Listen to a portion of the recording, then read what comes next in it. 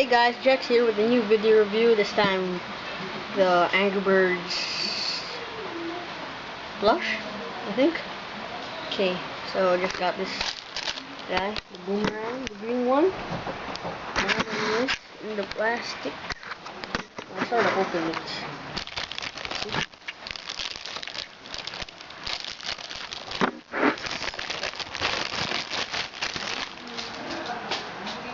So here he is, the green Angry Bird. He has a long beak, which apparently opens. Yeah, that's cute. That's nice.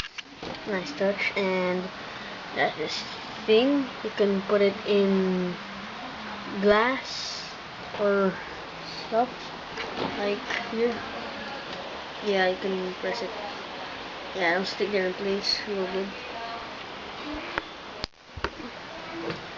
So yeah, that's just a quick look on the Angry Bird.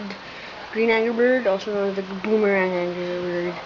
And yeah, black tail, thing there, beak. Thanks for watching.